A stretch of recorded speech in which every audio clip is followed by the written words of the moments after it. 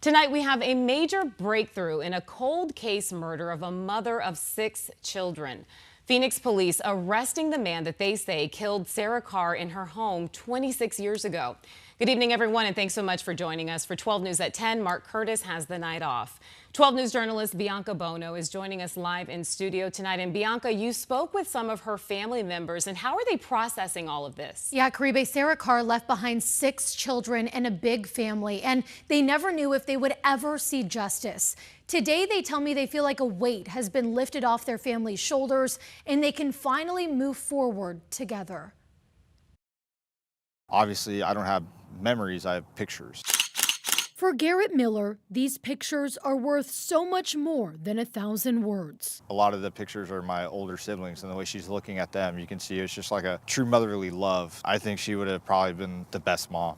It's through these pictures that he got to know his mother, Sarah Carr. When Miller was just 2 years old, Carr's life was taken. On July 9th, 1998, a suspect came into her home near 14th Street and McDowell. He shot and killed her. Growing up, I had to kind of learn it on my own because it wasn't really talked about. Phoenix police detectives only had a nickname for the suspect, and the case would go cold. It had a pretty big impact. Facing obstacles throughout his life, growing up without Carr. But ultimately, Miller was called to service, becoming an Austin police officer, giving him a new and unique perspective on his own mother's case. There's a lot going on that you can't see behind the scenes. But at the same time, I'm also that person, and I was that person, reaching out to the detective saying, hey, do we have an update? In 2016, a development. Phoenix police and federal officials identified the suspect, Javier Lorenzano Nunez. But he was in Mexico and his specific whereabouts were unknown. The waiting would continue until this summer when Miller texted the lead detective on the anniversary of his mom's death. I thanked him. I told him I believe my mom would have made it out the other side. And he's like, hey, can you keep it secret? They found Lorenzano Nunez. And just this week, Miller was there when he was extradited and brought into Phoenix PD's custody. They asked me for a pair of my handcuffs, and I don't think they realized I had a special pair that I'd been saving for the occasion. The now 58-year-old suspect accused of killing Miller's mother, detained with his engraved handcuffs that he'd been holding on to since he was sworn in as an officer. I had wrote my mom's name on them in Sharpie too. Miller sharing the news 26 years in the making with his 5 siblings. Jessica was 11 months old when her mom was killed. I've always had faith. I've prayed about it,